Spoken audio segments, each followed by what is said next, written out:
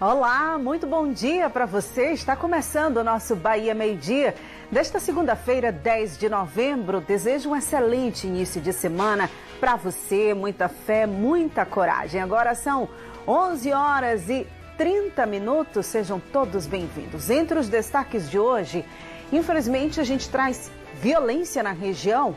Um motorista de lotação foi morto a tiros em Ilhéus.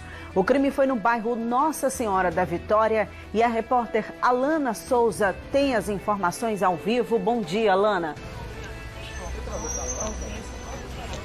Oi, Araceli, bom dia para você, bom dia também a todos que estão acompanhando o Bahia Meio-Dia. Pois é, o corpo do Juliano Santos de Sena acabou de ser liberado aqui do Departamento de Polícia Técnica de Ilhéus. O crime aconteceu na noite de ontem, ele foi morto dentro de um bar no condomínio Sol e Mar, na zona sul de Ilhéus. Já eu volto com todos os detalhes dessa história. Viu, Araceli? Volto contigo.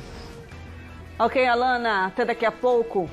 Em Porto Seguro, a Polícia Civil investiga a morte de um homem assassinado enquanto jogava dominó.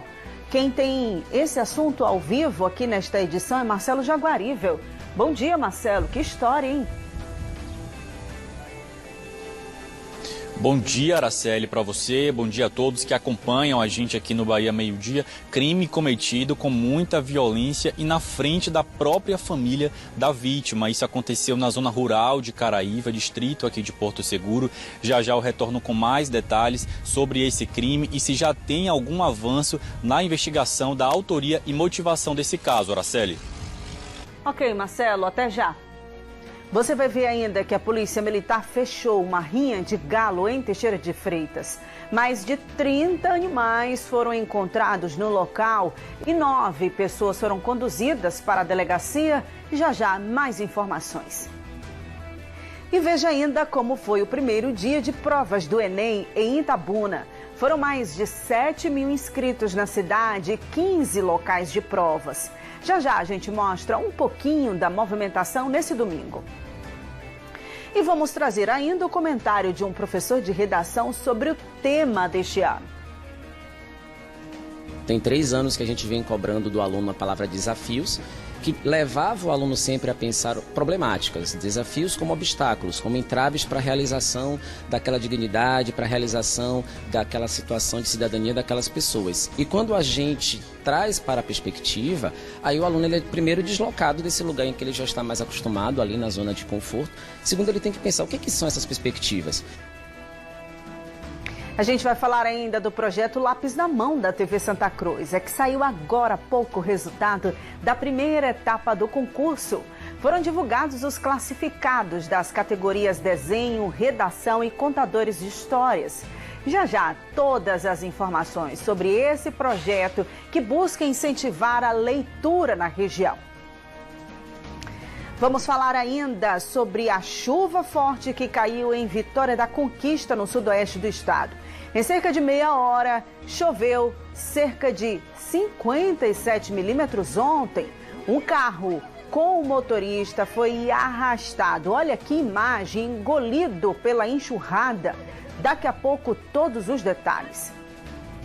Você vai ver que já é Natal no Shopping Jequitibá, aqui em Itabuna. Foi lançada neste domingo a decoração natalina Estação do Noel.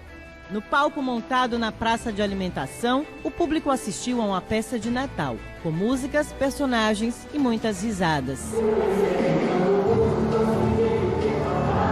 Quando finalmente o Papai Noel apareceu, foi aquela festa. Risos, aplausos e muita alegria tomaram conta do shopping.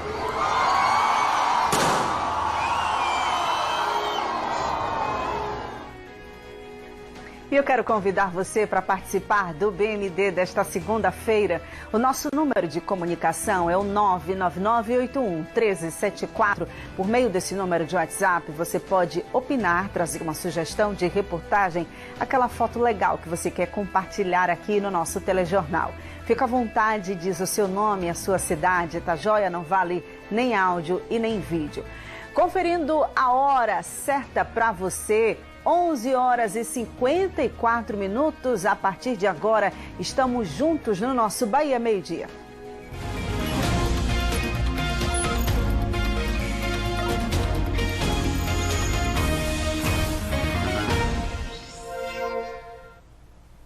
Um motorista de lotação foi morto a tiros em Ilhéus. O crime foi no bairro Nossa Senhora da Vitória, depois que a vítima se envolveu numa briga. Alana Souza está de volta com os detalhes ao vivo desse crime. Oi, Alana. Oi, Araceli. Esse homem ele foi identificado como Juliano Santos de Sena, de 42 anos. Ele foi morto na noite de ontem num bar, dentro de um bar que fica localizado no condomínio Sol e Mar, no bairro Nossa Senhora da Vitória, na zona sul de Ilhéus. A Polícia Militar chegou a ser acionada para essa ocorrência, mas ao chegar no local já encontrou esse homem sem vida. A Polícia Civil, que já investiga o caso, disse para a nossa produção que esse homem teria se envolvido em uma briga com outros dois homens antes do crime. O Juliano teria brigado com outros dois homens, um de 20 anos, outro de 37 anos. Esses dois homens foram feridos por faca, foram encaminhados para o Hospital Costa do Cacau, mas sem risco de morte. Depois disso, o Juliano então foi para esse bar e outros dois homens chegaram armados e atiraram contra ele, Vale aí a pena a gente destacar de que não foram esses dois homens que brigaram com ele, foram outros dois homens que chegaram nesse bar e atiraram contra o Juliano. Então o corpo veio aqui para o DPT, a família já prestou depoimento hoje cedo e o corpo acabou de ser liberado para sepultamento. Araceli, a Polícia Civil já investiga o caso. Volto contigo no estúdio. Obrigada, Alana, pelas informações aqui. Vamos aguardar esse trabalho de investigação da polícia. Qualquer novidade, você pode chamar a gente aqui. E em Porto Seguro, pessoal, no extremo sul do estado, a Polícia Civil investiga a morte de um homem assassinado enquanto jogava dominó. Marcelo Jaguarivel está acompanhando essa história. Ele está de volta aqui, ao vivo com a gente. Marcelo, isso foi na zona rural de Caraíva, correto?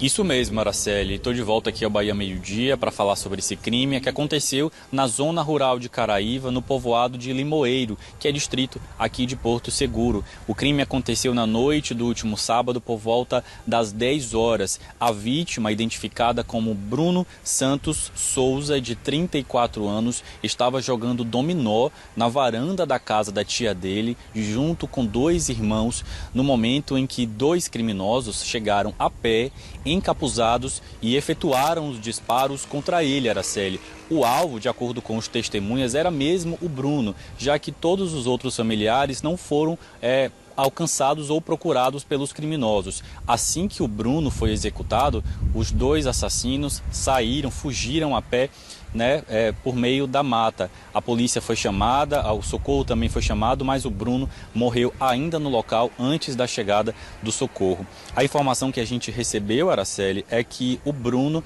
não tinha passagem pela polícia. Ele era um morador antigo do povoado do Limoeiro, muito querido por todos, considerado uma pessoa tranquila. O que a gente também recebeu de informação é que essa região, no povoado do Limoeiro, ali na zona rural de Caraíva, é uma região conhecida por ser uma zona tensa de conflitos por terra, mas a polícia não divulgou se isso teria alguma relação com esse crime. A motivação ainda está sendo investigada, tanto a autoria quanto a motivação desse crime, Araceli. Volto com você. Ainda, portanto, um mistério, não é, Marcelo? Mais um caso para a polícia investigar. Muito obrigada pelas informações. E a Polícia Militar fechou uma rinha de galos em Teixeira de Freitas. Isso foi ontem na rua 25 de agosto, no bairro Colina Verde. Segundo a Polícia Militar, no local foram encontrados muitos animais, 34 galos. Eles apresentavam sinais de maus tratos. Já pensou? Muitos estavam feridos e até mesmo sem penas. Materiais como medicamentos, seringas e esporas usados nas brigas também foram apreendidos. Eu quero aqui tentar entender, junto com você aí que está acompanhando, como que pessoas entendem que isso é um esporte, ganham dinheiro às custas do sofrimento dos animais. Terrível, que graça tem em ver animais sofrendo, brigando. 9 pessoas foram conduzidas para a delegacia. Os donos das residências e também pessoas que estavam assistindo às rinhas. E é isso, tem gente para lucrar e tem gente que acha que está se divertindo. Vai lá assistir, que coisa!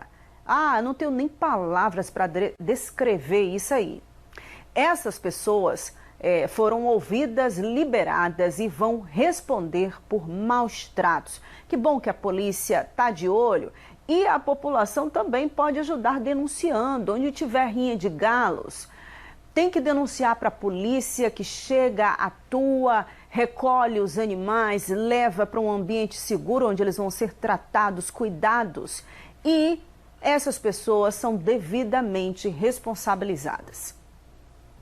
Vamos mudar de assunto, não é? Falar de educação. Milhares de estudantes fizeram o Enem nesse domingo. Você fez?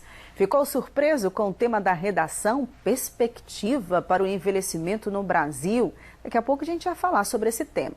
Bom, agora é aguardar e focar na segunda etapa do exame.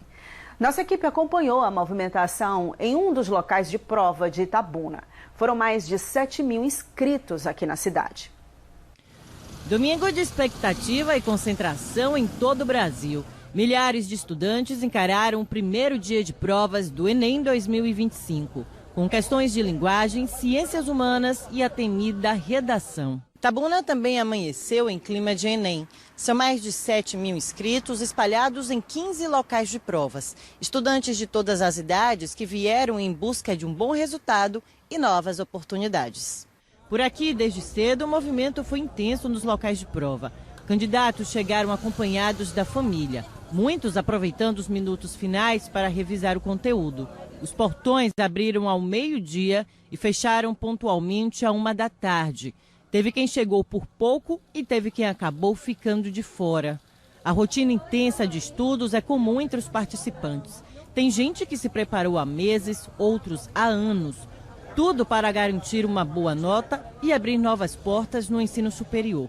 Entre os candidatos tem quem já está na faculdade, mas quer garantir uma ajuda para continuar estudando. Espero conseguir uma nota boa para ver se consigo dar uma aliviada, que realmente uma boa ajuda que a gente consegue para nossa vida, né, com o Enem.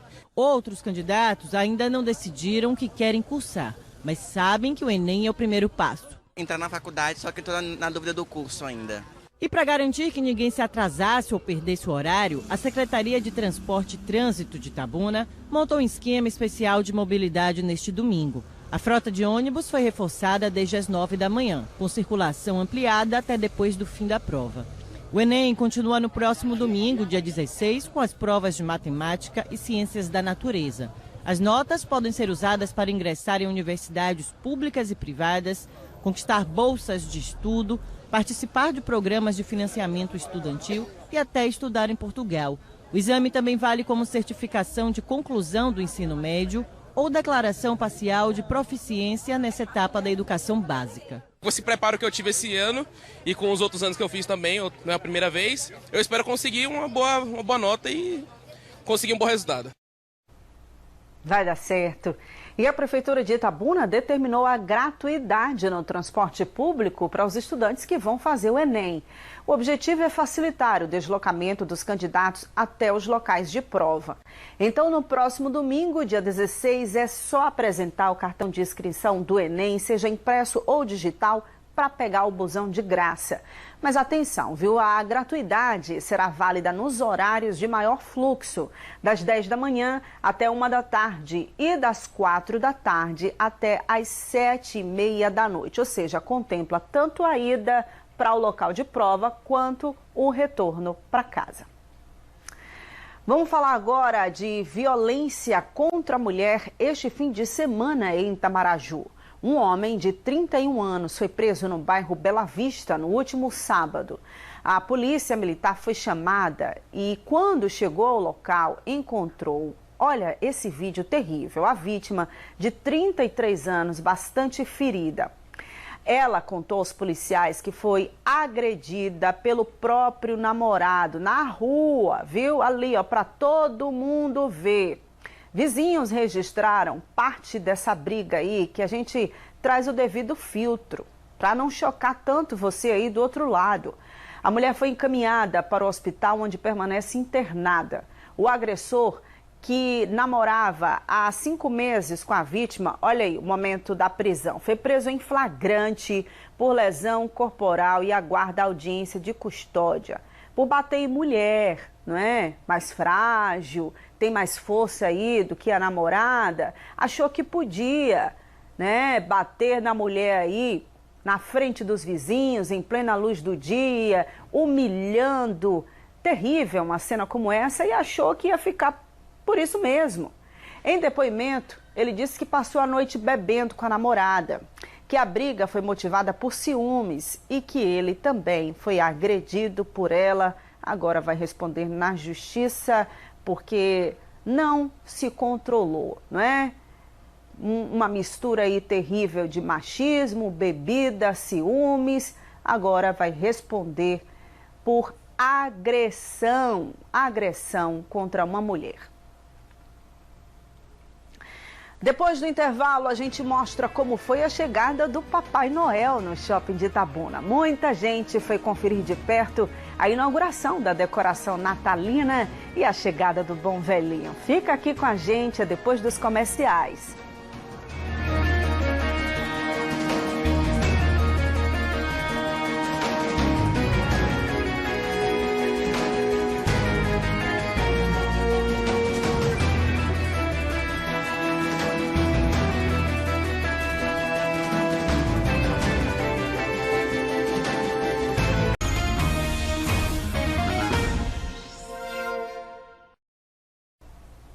Estamos de volta com o nosso Bahia Meio-Dia e a partir de hoje você acompanha com a gente uma cobertura especial direto de Belém do Pará. Começou a COP30. A COP30, pessoal, é a conferência da ONU sobre mudanças climáticas. Chefes de Estado e de governo e representantes de movimentos sociais e ambientais estão reunidos para falar do futuro do planeta, o nosso futuro. E a gente acompanha tudo que está sendo discutido, destacando os desafios que o nosso Nordeste enfrenta. Gustavo Ferreira e Fátima Teles estão na capital paraense para trazer tudo para a gente.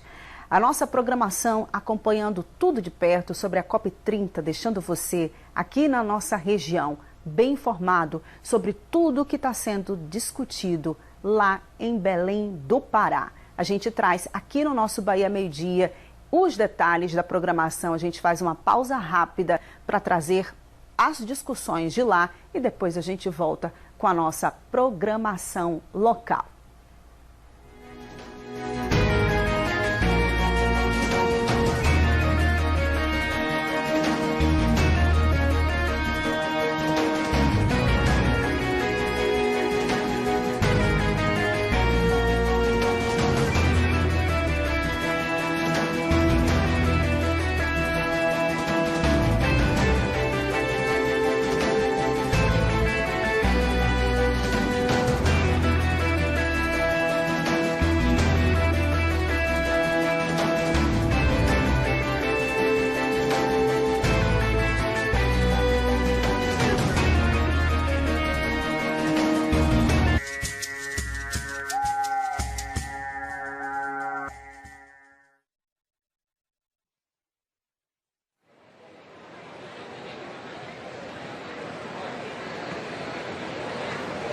Boa tarde para você, boa tarde Nordeste. Falamos ao vivo de Belém do Pará, a capital da COP30, Conferência da ONU sobre Mudanças Climáticas. O evento começou agora há pouco e a gente veio para destacar o que o Nordeste vai apresentar para os negociadores, para os investidores também. Representantes de mais de 160 países estão aqui para falar sobre temas que são urgentes. Financiamento climático, transição energética, justiça climática são algumas das pautas principais da conferência que começa hoje e só termina na sexta-feira da semana que vem, dia 21. Deixa eu localizar para vocês onde eu estou. Esse aqui, com imagens de Fátima Teles, é o Parque da Cidade. Essa foi uma construção, a mais importante para a COP30. Aqui ficava um aeroporto. Essa obra do governo do Pará custou 980 milhões de reais e aqui nesse espaço circulam mais de 50 mil pessoas, entre negociadores, diplomatas, empresários, representantes de movimentos da sociedade civil também. Como é que o Parque da Cidade está dividido nessa COP? Existe a zona azul e a zona verde. Essas imagens agora ao vivo são da zona azul. nós estamos nesse espaço que é por onde circulam só as pessoas credenciadas pela ONU. E aí, esses representantes todos que eu falei já estão por aqui circulando nesse corredor imenso da entrada até a plenária que fica lá atrás. A gente está basicamente no meio desse caminho, no meio do corredor. Tem que andar muito, viu? Já a Zona Verde é um espaço aberto ao público, também aqui no Parque da Cidade, não precisa de credenciamento. Todo mundo, quem quiser viver um pouco do clima da Conferência da ONU, pode chegar lá e participar dos eventos promovidos por organizações sociais também. Todo mundo que quiser viver um pouco da COP30. Esse é o espaço onde a gente está agora, a Zona Azul, e é daqui que a gente vai falar que a plenária de abertura começou agora há pouco. O presidente Lula já falou também.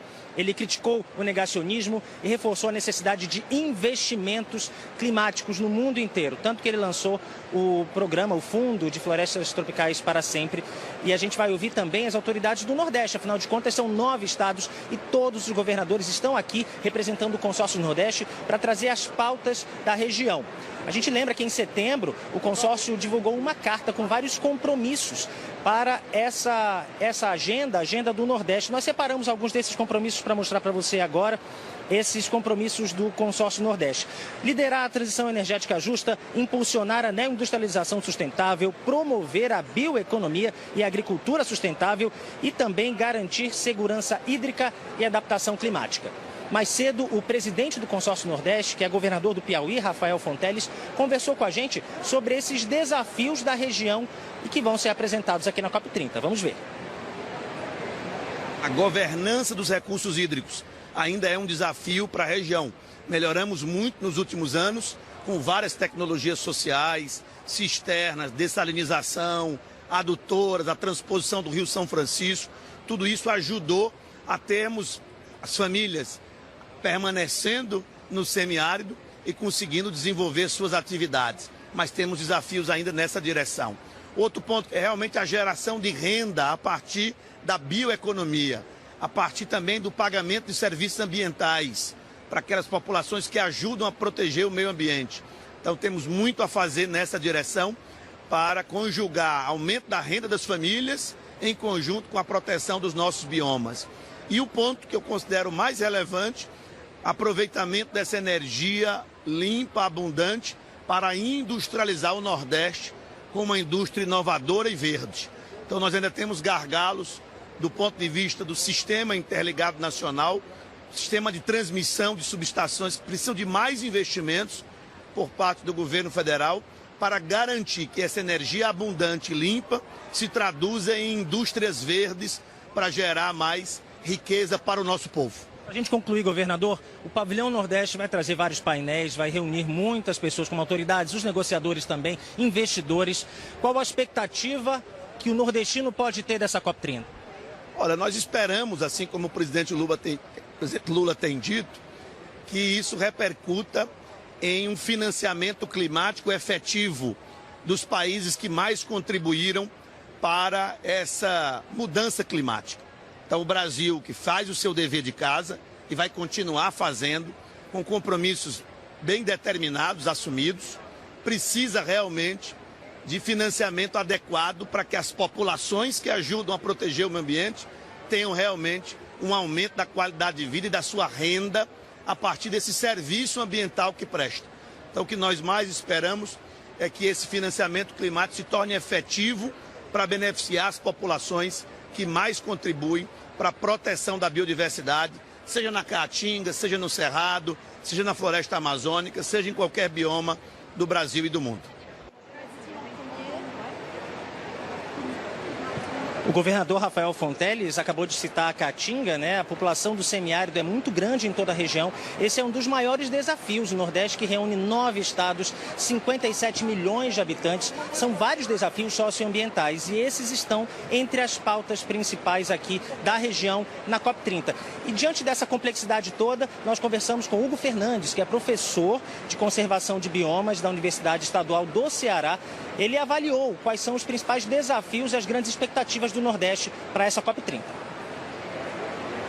O Nordeste tem uma posição de destaque, sobretudo em relação à transição energética. A gente está falando da região que tem o maior potencial eólico e solar do Brasil e um dos melhores do mundo. Isso por si só já coloca ele numa posição de liderança em relação à transição energética, uma vez que a matriz de combustível fóssil é a que mais impacta o mundo afora. O mundo está correndo atrás da energia que nós temos e o Nordeste pode ser uma posição de liderança muito forte nisso. Agora, são necessidade de investimento muito grande, né? São projetos grandes que já existem, tanto da iniciativa pública quanto da privada. Agora eu queria que o senhor falasse, a partir da sua análise, professor, qual é o principal desafio para a implementação dessas metas como um todo? Porque já existem projetos nos estados, nos municípios, nas comunidades, mas ainda falta dar um passo adiante para transformar isso numa política pública geral. Qual é o grande desafio hoje? O grande desafio aqui, sem dúvida, é em relação ao financiamento, né? Isso eu não estou falando só no quesito interno, mas também nas relações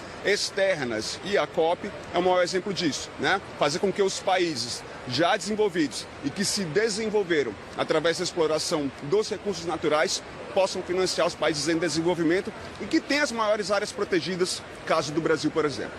E agora, para a gente concluir, professor, expectativas. Hoje é o primeiro dia da COP. É o dia em que começam, de fato, as plenárias, as discussões, os debates, os consensos que estão sendo buscados aqui são muito importantes para o mundo e também, obviamente, para o Nordeste. Qual é o seu prognóstico, qual é a sua expectativa para essa COP e principalmente para o que vem depois da COP30? 3 expectativas principais. A primeira é que seja uma COP de implementação de indicadores, de acordos em relação ao financiamento climático. A segunda é que o financiamento, de fato, seja colocado na mesa e que seja assumido pelos países, sobretudo, mais desenvolvidos. E a terceira é a inclusão dos povos originários como parte do poder decisório nesses acordos. A COP30 começou agora há pouco, oficialmente. O presidente Lula discursou na plenária principal. A gente tem imagens para mostrar dessa plenária. Ele estava acompanhado da primeira-dama, Janja, e nessa cerimônia também discursaram autoridades de conferências anteriores e o presidente da COP30, o embaixador André Corrêa do Lago. Na plateia também estavam presentes governadores e representantes dos estados brasileiros e de vários países do mundo. Ao longo desses próximos dias, os representantes aqui do Nordeste, governadores e prefeitos, vão participar de eventos paralelos, né, no Pavilhão Nordeste, que vai ser inaugurado amanhã, inclusive. E a gente vai acompanhar todos os passos das autoridades do Nordeste para que você saiba o que vai impactar na sua vida, que vai sair dessa conferência para um futuro melhor para todos nós. Eu encerro a primeira participação aqui ao vivo de Belém do Pará e você segue com as notícias da sua região. Até amanhã. De volta aqui com a nossa programação local. Estão abertas as inscrições para o Conselho Municipal dos Direitos da Mulher de Itabuna. Vão ser preenchidas 15 vagas para mulheres, por mulheres e entidades da sociedade civil. Podem participar movimentos sociais de mulheres, organizações em diversas frentes, como trabalhadoras rurais, mulheres LGBT, negras e pessoas com deficiência. As inscrições das candidaturas podem ser feitas até sexta-feira, dia 14, das 9 da manhã às 2 da tarde, na Casa dos Conselhos, que fica na rua Juarez Távora, no bairro São Caetano. O resultado final deve sair no dia 26 deste mês. Perspectivas acerca do envelhecimento na sociedade brasileira. Esse foi o tema da redação do Enem 2025. Você gostou? Se deu bem? Para entender melhor a proposta e a relevância, o repórter Miller Nunes conversou com um professor de redação. Olá, Miller. Olá para você que acompanha o Bahia Meio Dia. O tema da redação do Enem é o assunto mais comentado nas escolas de ensino médio nessa segunda-feira. A gente veio aqui para o bairro do Itaigara justamente para falar com os alunos e também com professores a respeito dessa prova. Deixa eu chegar aqui. Oi, gente, licença. Me conte uma coisa, como é que foi a prova de ontem? Sim, foi tudo bem na medida do possível. Vocês gostaram do tema da redação? Gostei, mas a palavra perspectiva não foi muito esperado. Essa palavrinha dá uma grande diferença? Dá, muita. Tá certo. Vou procurar saber do professor. Como é teu nome? Beatriz. Beatriz. E o seu? Henrique. Henrique, como é que foi a prova de linguagens? Achei uma prova boa. Achei um pouco cansativa, assim, pelos textos. Mas tranquila, assim, naquilo que a gente trabalhou dentro do esperado. Tá certo. Deixa eu chegar aqui no professor Paulo, porque a gente vai comentar exatamente esse tema que traz essa palavra. Perspectivas acerca do envelhecimento da sociedade brasileira. Professor, a aluna já falou ali, perspectiva. Ultimamente a gente vinha muito a palavra desafios. O que muda quando o tema se apresenta assim? Bom, esse ano o Enem realmente deu uma inovada nessa questão do elemento temático, que nada mais é do que aquela palavrinha-chave que encabeça o tema de redação. Então tem 3 anos que a gente vem cobrando do aluno a palavra desafios, que levava o aluno sempre a pensar problemáticas, desafios como obstáculos, como entraves para a realização daquela dignidade, para a realização daquela situação de cidadania daquelas pessoas. E quando a gente traz para a perspectiva, aí o aluno ele é primeiro deslocado desse lugar em que ele já está mais acostumado, ali na zona de conforto. Segundo, ele tem que pensar o que são essas perspectivas.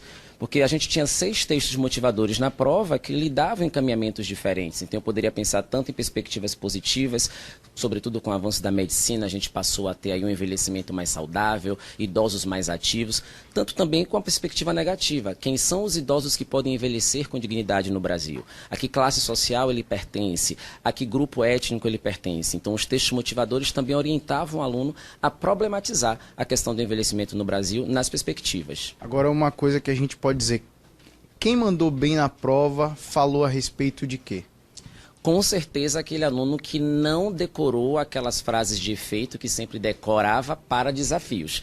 Porque justamente o objetivo principal da prova, ao deslocar de desafios, 3 anos cobrando aí seguidamente, foi cobrar do aluno um pouco mais de autoria desse texto. Então, o aluno que conseguiu se deslocar para pensar essa perspectiva, para além de apenas apontar o problema, esse com certeza vai se dar muito bem na prova. Tá certo. Muito obrigado pela participação aqui no Bahia Meio Dia. A gente volta ao estúdio, lembrando que domingo que vem tem mais Enem e dessa vez aí a área de exatas com vocês. Valeu, Miller. Uma tentativa de furto, deixa eu te contar essa história. Uma tentativa de furto fez com que a Prefeitura de Ilhéus retirasse da Praça Dom Eduardo o desfibrilador usado em casos de parada cardíaca. Nossa equipe passou hoje pela manhã no local e fez essas imagens. Olha aí, pessoal, espaço vazio, que triste, não é?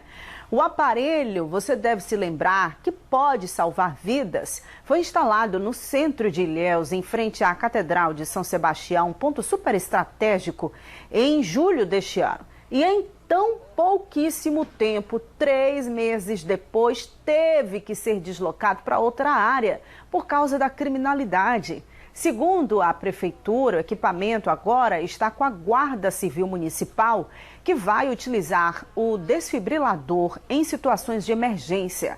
O aparelho dá um choque no peito da pessoa atendida para tentar fazer o coração voltar a bater normalmente. A Prefeitura disse ainda que está providenciando medidas para garantir a segurança e a permanência definitiva do desfibrilador no local para que a população tenha acesso fácil. Essa é a proposta. Olha que local movimentado aí, tanto por moradores como por turistas. Deus o livre guarde, alguém sofre uma parada cardíaca, tá lá o desfibrilador que pode ser usado ali para salvar uma vida. Mas ainda não há previsão de quando o aparelho volte aí para a Praça Dom Eduardo. E a gente que tem um coração assim em Deus, fica na expectativa de que quem tentou furtar não precise um dia, não é? Porque a criminalidade colocando aí um serviço tão útil, tão importante, prejudicando um serviço importante para a população. Complicado, não é? Difícil, tem tanta câmera de segurança aí nessa área. A Prefeitura identificou essa tentativa de furto e aí não teve jeito, teve que tirar o desfibrilador daí, desse espaço. Meu Deus do céu.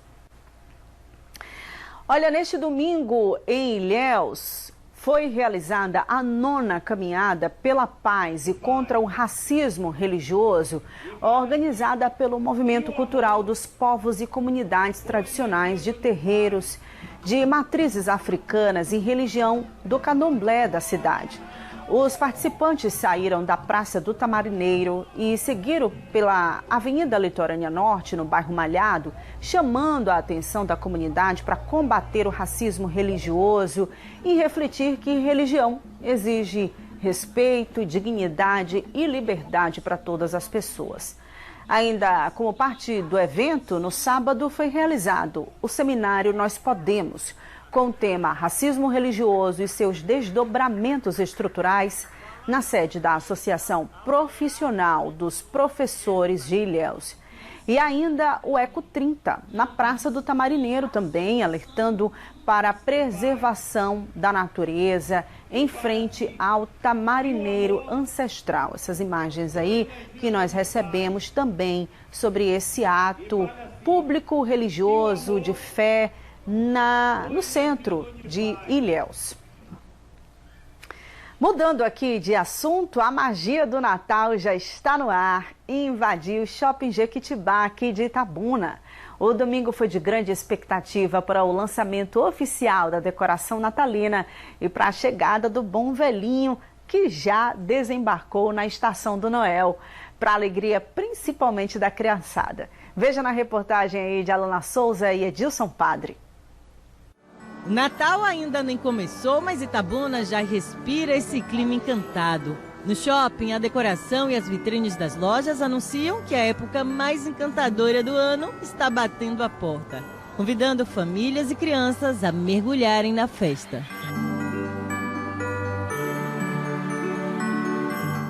Vanessa veio aproveitar o domingo com a família e não resistiu. Aproveitou para tirar fotos da decoração natalina e registrou momentos especiais. É uma delícia. Eu amo Natal. Para mim é a festa melhor, mais linda, né? Porque é a festa assim, da comemoração do nascimento de Jesus, né? E não foram só os adultos que se encantaram. A decoração também chamou a atenção das crianças. Eu achei bastante maneiro, a árvore da mudada também tirou aquela roda gigante aí, colocou esse trenzinho, ficou bastante maneiro. Ficou legal, né? Ficou. E entre a criançada, um destaque especial, Ravi, de 10 anos. Ele estava ansioso pelo dia e não escondeu o amor que sente pelo Natal. O pequeno falou sobre a alegria, o significado e a magia desta época tão especial. Quando eu entrei, eu fiquei de queixo caído. Essa decoração aqui já aconteceu outros anos também, mas essa aqui foi a melhor. Eu amo o Papai Noel, eu amo o Natal, eu amo o nascimento de Jesus. Ravi até aproveitou a tarde mágica para conversar com outras crianças, como Alice, que estava à espera do seu presente de Natal. Bom, pessoal, estamos aqui com Alice. Ela tem 6 aninhos e eu vou fazer umas perguntinhas para você. O que você quer ganhar de presente para o Natal? Uma casinha de boneca. Um Feliz Natal, viu?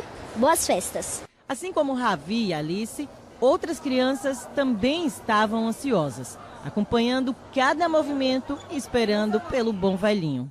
A gente vai assistir um filme e ver o Papai Noel. Gosta de Natal, Mariana? Sim, muito. Achou o que dessa decoração? Linda. Achei linda. Isso aqui é maravilhoso. Maravilhoso, lindo demais. No palco montado na praça de alimentação, o público assistiu a uma peça de Natal, com músicas, personagens e muitas risadas.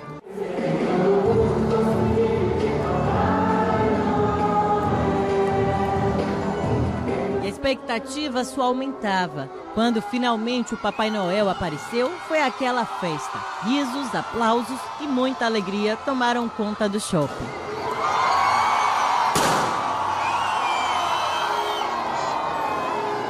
O Bom Velhinho desfilou pelo shopping, cumprimentando as crianças e os adultos, tirando fotos e espalhando a magia natalina por todos os cantos.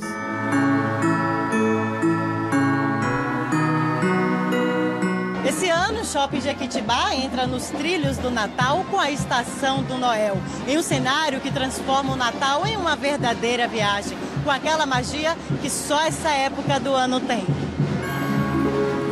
E assim, Itabuna deu as boas-vindas à temporada mais mágica do ano. Um convite para toda a família se encantar e celebrar a chegada do Natal. Desejo um Feliz Natal a todos! Ho, ho, ho!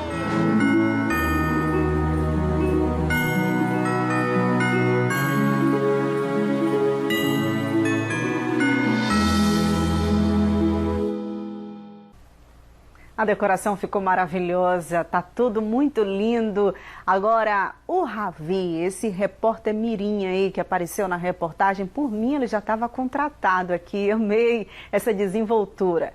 E agora, criançada, fica aí essa programação para ir tirar fotos, levar os pedidos para o Papai Noel, não é? A criançada ama essa magia, os papais agora precisam se programar. Vamos agora com as informações da chuva em Dário Meira. Choveu muito forte na noite deste domingo por lá, viu, pessoal? Olha aí, de acordo com a prefeitura, foram cerca de 120 milímetros de ontem à noite para hoje. Várias ruas e avenidas ficaram alagadas, mas ninguém ficou desabrigado nem desalojado. Mas como ficaram as ruas, não é? População certamente muito assustada. O extremo sul do estado, todo período chuvoso, assim, a população já fica temerosa. Olha a água invadindo as casas, meu Deus do céu, gente tirando água de dentro das residências, passando aí. Olha a quantidade de relâmpagos, meu Deus do céu. Isso no domingo, viu, pessoal? 50 milímetros em 4 horas e o resultado foi esse. Ruas, avenidas e casas, comércios alagados. Esta manhã, ainda segundo a prefeitura, a água já tinha escoado, tudo foi normalizado. O IMET emitiu um alerta amarelo de chuvas intensas de 20 até 50 milímetros. Até amanhã, até às 10 horas. Todo mundo muito atento, então, esses bairros onde a população costuma sofrer com esses alagamentos, precisa ficar atento, acionar a Defesa Civil em caso de emergência. E choveu muito forte em Vitória da Conquista, no sudoeste do estado, em cerca de meia hora. Choveu 57 milímetros ontem. Olha o intervalo curto para tanta água que caiu. Um carro com o motorista foi arrastado e engolido pela enxurrada. Um momento de desespero para quem registrou a cena sem poder ajudar. Oh, meu Deus! Ô, os bichos! O cara morreu, homem. Oh, meu Deus! O cara todo na valeta morreu. Desespero, apreensão. Esses vídeos rodaram o Brasil na noite de ontem. A forte chuva que caiu em Vitória da Conquista no fim da tarde alagou ruas e arrastou carros. Por volta das 6 horas da noite, esse carro, que trafegava na Avenida Caracas, no bairro Jurema, foi arrastado. A cena é impressionante. O motorista tenta sair pelo teto solar e não consegue. Cai junto com o carro no canal. Oh, meu Deus! Ai, meu Deus! Sai daí! Ai, meu Deus!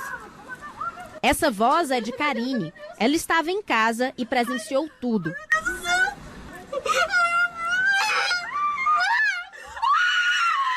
Um momento que nunca vai esquecer.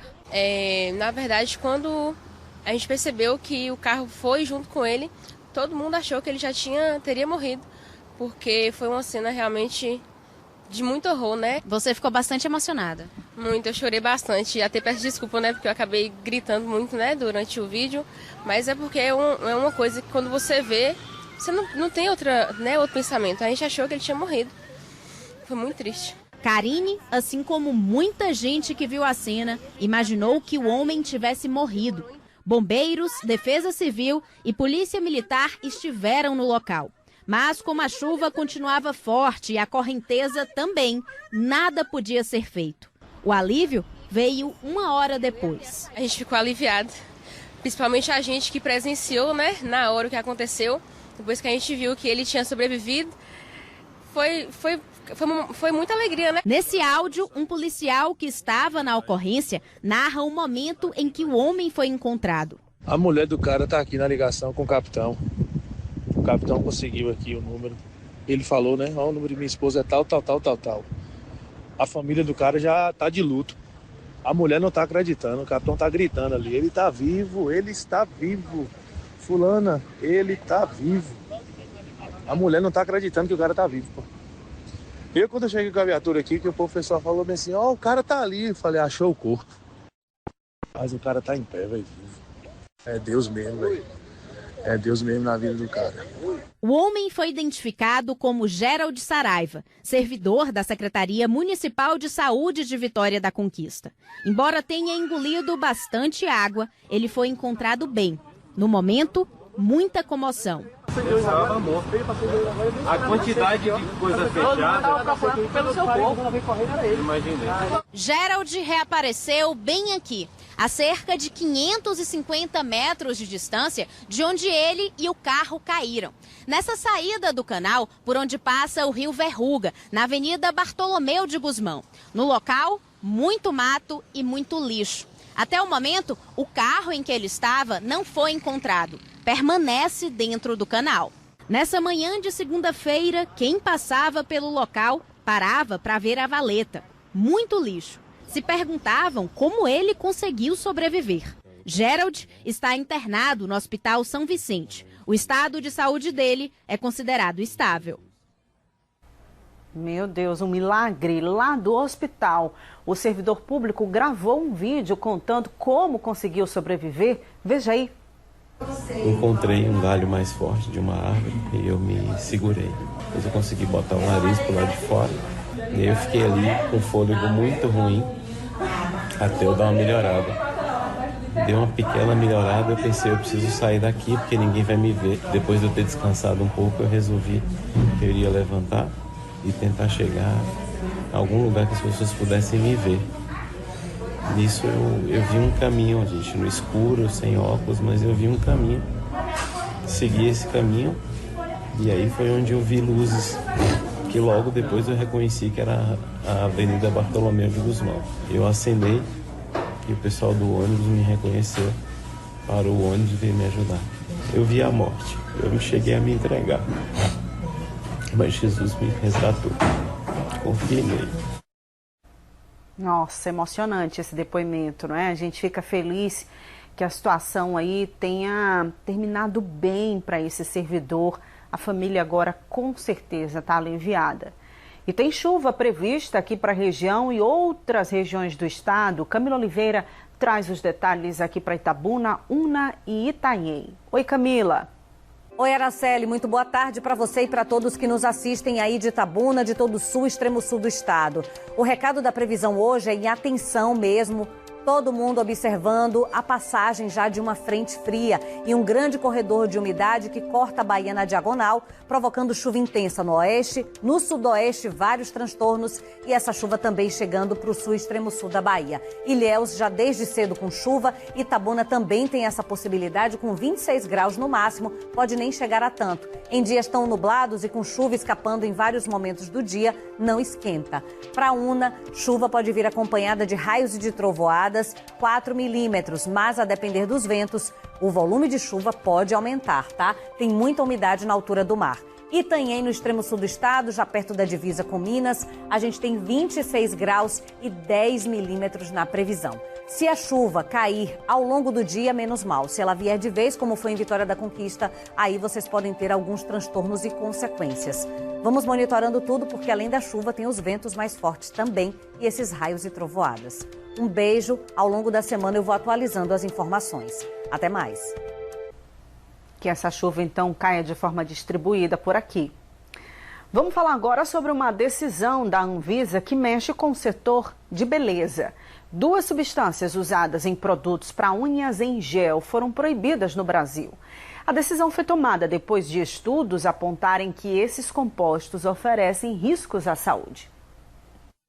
A Agência Nacional de Vigilância Sanitária proibiu no fim de outubro o uso de 2 substâncias presentes em esmaltes. As substâncias proibidas são o TPO e o DMPT, ingredientes que podem estar presentes em produtos usados para fazer unhas artificiais em gel ou esmaltes em gel que precisam ser expostos à luz ultravioleta ou LED. A resolução já proíbe a fabricação e a importação dos produtos. Para o comércio, o prazo é de 90 dias para deixar de vender e usar o que ainda está no estoque. Depois disso, os registros serão cancelados e os itens recolhidos do mercado. A decisão veio após estudos internacionais apontarem que os ingredientes oferecem riscos graves à saúde, entre eles possibilidade de câncer e problemas reprodutivos para profissionais e clientes expostas repetidamente. Com a decisão, o Brasil se alinha aos padrões de segurança da União Europeia, que recentemente também baniu essas substâncias. Essa medida impede que os produtos considerados inseguros em outros países sejam comercializados aqui. Embora a medida tenha exigido adaptações em vários estabelecimentos, as unhas em gel estão em alta. Aqui tem atendimento do tipo todo dia. Carla, que é a proprietária da esmalteria, diz que não enfrentou dificuldades. Ela já havia substituído quase todos os produtos que continham substâncias vetadas. Não fui pega de surpresa, né? Essa proibição na União Europeia já tinha acontecido e as marcas aqui no Brasil elas já vêm se atualizando para tirar essas substâncias dos produtos. Inclusive, em São Paulo, a última vez que eu fui num congresso, eu trouxe marcas de lá que não tinha mais essas substâncias. Então, a gente já sabia já que isso aconteceria. Inclusive, quando aconteceu, a gente já procurou tirar aqui do esmalteiro as marcas que a gente não tinha tanta confiança que não teria essas substâncias.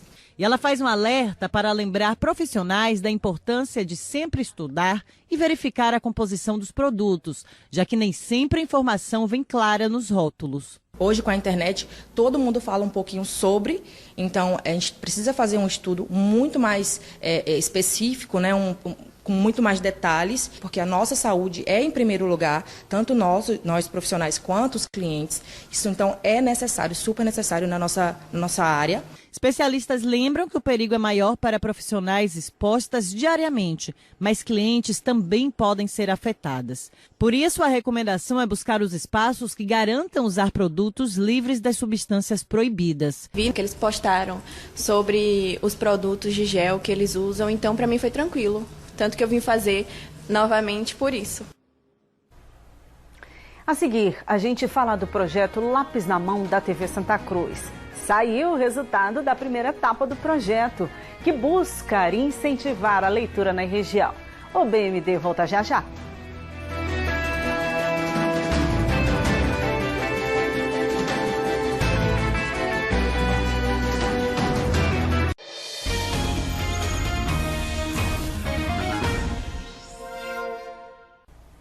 Estamos de volta com o projeto Lápis na Mão da TV Santa Cruz. É que saiu hoje o resultado da primeira etapa do concurso. Foram divulgados os classificados das categorias Desenho, Redação e Contadores de História. Olha aí, a lista já está lá no site, viu? Os classificados da redação vão participar amanhã de uma nova prova. Eles vão escrever uma nova redação de tema surpresa, proposto pela Universidade Estadual de Santa Cruz. Já a votação dos contadores de história e dos desenhos vai começar em breve. A gente traz tudinho aqui no BMD. Essa é a 15ª edição do projeto Lápis na Mão, que busca incentivar a leitura na nossa região. O projeto este ano tem como foco o meio ambiente e a sustentabilidade. E você vai poder acompanhar todos os detalhes no site que vai aparecer, na verdade já está aí na sua tela, né? projetolapisnamão.com.br. Vamos agora aos destaques do Globo Esporte Bahia. Quem conta tudo pra gente é Danilo Ribeiro.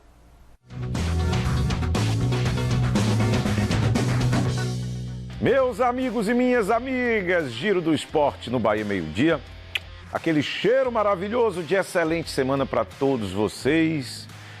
Se por um lado Bahia e Vitória não se ajudaram o quanto poderiam, do outro pelo menos um não atrapalhou a vida do outro. Tricolor empatou com o Internacional, ou seja, o Internacional somou um ponto ali, não se distanciou tanto do Vitória.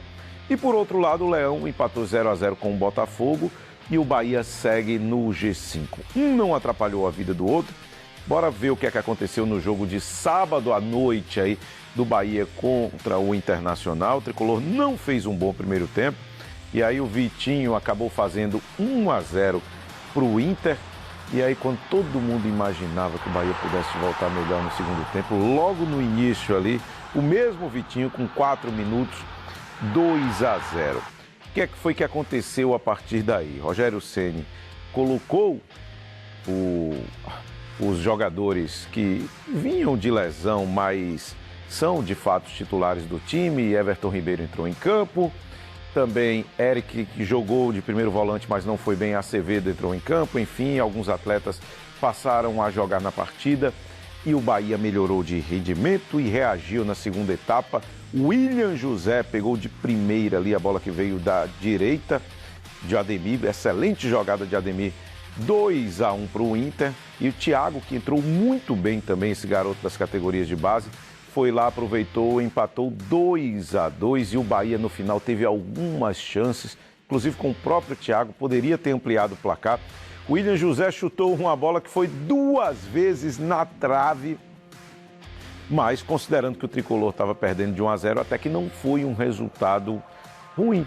Foi um resultado dentro daquilo que a partida se apresentou. O Bahia segue na 5ª posição no Campeonato Brasileiro, dentro da zona de classificação para a Libertadores. Falando do Vitória, o rubro-negro ontem, diante de 28 mil torcedores no Barradão, empatou em 0-0 contra o Botafogo, num jogo que faltou criatividade das duas equipes, né? O Vitória até no segundo tempo foi bem superior em uma determinada janela, mas às vezes falta aquele passe de qualidade, falta aquela conclusão. No primeiro tempo, Mateuzinho arranjou uma bola para Renzo Lopes. Ele saiu na cara do goleiro, tentou ali uma cavadinha e acabou perdendo o gol. E depois disso, as principais jogadas foram do Botafogo. Alexander Barbosa perdeu um gol dentro da pequena área. Inacreditável como ele conseguiu perder esse gol aí. No final do primeiro tempo, acabou dando a cabeçada na trave, cabeceou a bola na trave e o jogo ficou no 0-0. Na segunda etapa, o Vitória teve muito mais volume de jogo, encurralou o time do Botafogo, mas faltou criatividade nas conclusões. No final da partida, o Botafogo também atacou, mas enfim o jogo terminou 0-0. Botafogo fora do seu objetivo de retornar ao G5 e o Vitória fora da zona de rebaixamento, beneficiado também porque o Santos perdeu para o Flamengo, mas o Santos estava tomando 3-0, depois que Neymar saiu, fez 2 gols e ainda bem que o jogo acabou desse jeito. Vitória fora da zona de rebaixamento, agora tem data FIFA, alguns dias aí para a dupla Bavi se preparar e eu te conto tudo no Globo Esporte daqui a pouco, logo depois do Bahia Meio-Dia. Cheiro! E nessa pegada de esporte, rolou esse fim de semana em Mucuri, no extremo sul do estado, a 5ª edição de uma corrida e caminhada beneficentes. Foram 3 percursos, 7 quilômetros de corrida, 3 de caminhada e ainda uma corrida kids. A largada foi na Avenida do Sol e cerca de 670 pessoas participaram. O evento foi solidário. Todo o valor arrecadado vai ser destinado a uma entidade da região. Muita gente participando. Bacana, portanto, esse evento em Mucuri. E ontem teve a primeira corrida Kids de Ilhéus. Cerca de 75 crianças e adolescentes entre 2 e 15 anos participaram do evento, voltado 100% para essa turminha. As categorias foram divididas por faixa etária, garantindo uma competição justa e divertida para todos os participantes. Teve as categorias Mini Kids de 50 e 100 metros para os pequenininhos, veja que delícia. E a partir de 7 anos, os atletas mirins correram nos percursos de 300 e 600 metros. Na categoria juvenil, a garotada correu 1 quilômetro e eles fizeram bonito, se divertiram e deram os primeiros passos no mundo das corridas.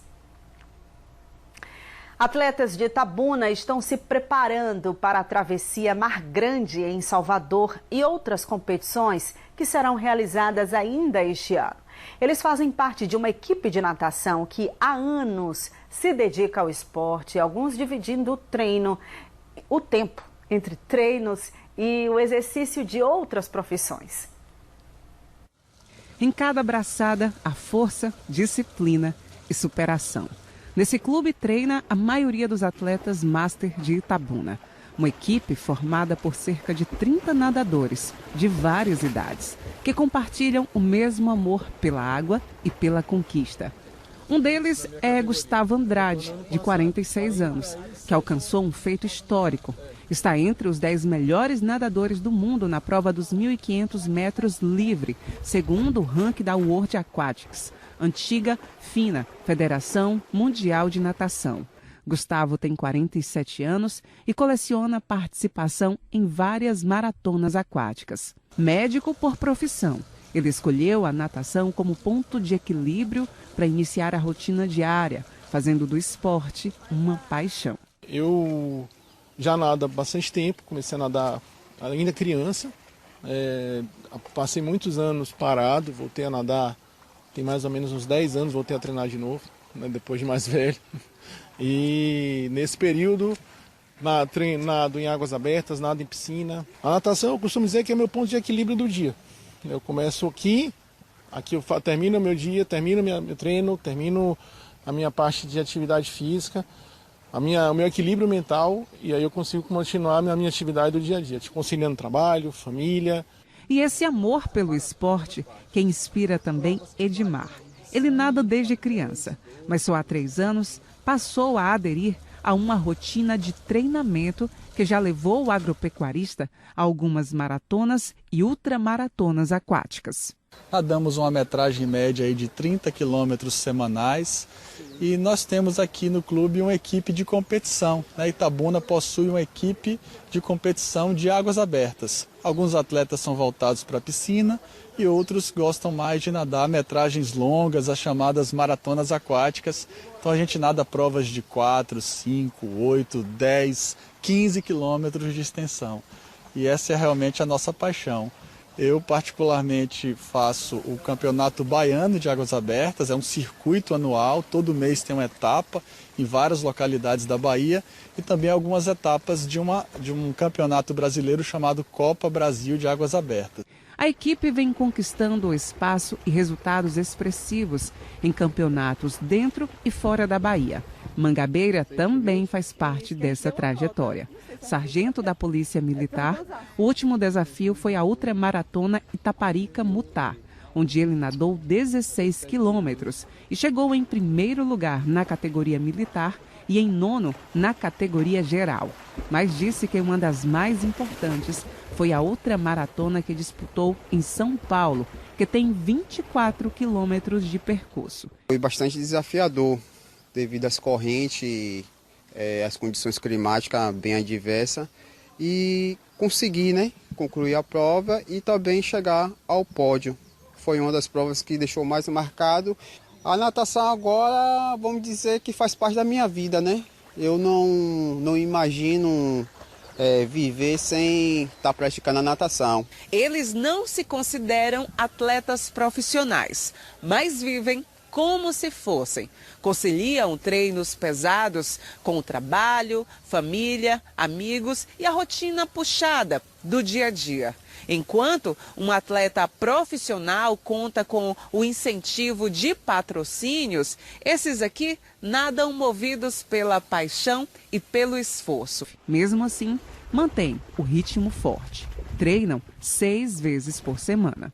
E a gente tem esse espírito de equipe aqui. A gente treina junto, a gente quer que compete junto, então a gente está ali, um torcendo pelo outro, um dando força para o outro, e isso acaba motivando. E a gente tem aqui dos extremos, a gente tem aqui de juvenis a master de 80 anos. Então é um esporte bastante inclusivo nesse sentido e que dá esse espírito de coletivo, esse espírito de equipe. Karina é uma das treinadoras da equipe e ressalta a dedicação e o esforço do time. A gente está se dedicando bastante e mostrando que Itabuna ainda é o celeiro de atletas de natação, onde a gente está a nível de mundial. Então é muito importante isso para a cidade, e não são atletas profissionais, mas que se dedicam como atletas profissionais. O time segue representando Itabuna com alto desempenho e resistência. Edmar e Gustavo se preparam atualmente para a travessia Mar Grande, que acontece em novembro em Salvador. Já a Mangabeira para a ultramaratona 14 bis em São Paulo. É uma honra a gente treinar, se dedicar e poder representar a nossa cidade, o nosso estado, ir para outros lugares e representar aqui a região. A expectativa da gente é sempre fazer um tempo melhor do que do ano anterior. Águas Abertas é como assim, é um mundo à parte, a gente está na natureza, então depende do vento, depende da corrente, depende do tempo, se tem sol, se tem chuva, mas a gente treina arduamente para reduzir nossos tempos. A expectativa é que cada ano a gente consiga completar a prova tendo um pouquinho mais de êxito.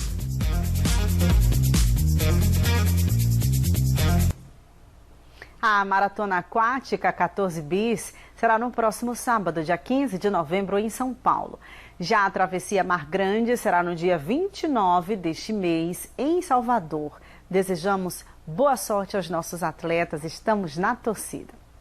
E eu quero me despedir pedindo desculpas porque não tivemos mensagem hoje. Tivemos um probleminha técnico, tive que ficar parada aqui e a gente não interagiu hoje, mas amanhã, com fé em Deus, temos a sua participação aqui no BMD.